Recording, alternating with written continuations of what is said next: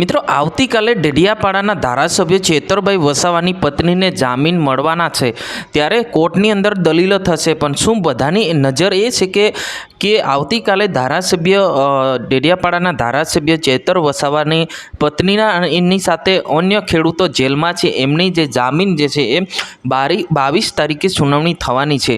ત્યારે દરેક લોકોની જે નજર કરીએ ને તો એ ખોટું નથી. નમસ્કાર, હું શૈલેષ ભીલ, તમે જોઈ રહ્યા છો ઈકે ચેનલ. વિડીયોને અંત સુધી જો તમે આપણી ચેનલ પર નવા તો ચેનલને સબસ્ક્રાઈબ કરીને લાઇક કરી નાખજો.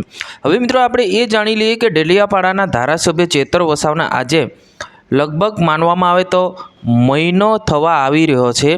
ત્યારે જે 7 વર્ષની સજા માટે જે સુનાવણી કરવામાં આવી હતી, ત્યારે વિરોધ પણ ખૂબ કર્યો હતો અને ફરી 22 તારીખે મોટું એક રેલીનું આયોજન કરવામાં આવી રહ્યું છે ચેતરભાઈ વસાવાના સમર્થનમાં.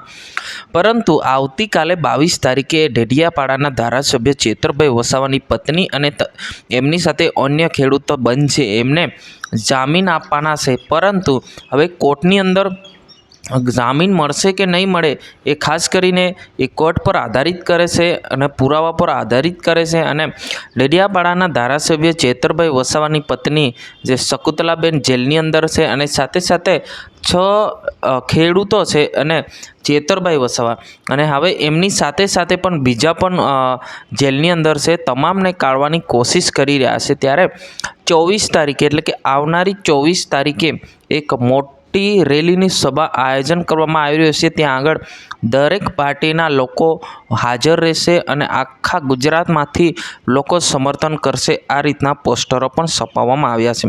હવે આ વિશે તમારે શું કહેવું છે જરૂર કમેન્ટ કરીને બતાવજો. અને આવતીકાલે શું થશે એ બધું જ તમને સરળથી હું સમજાવીશ કે શું થયું શું ના થયું, બધી રીતે તમને હું સરળથી સમજાવવાની કોશિશ કરીશું.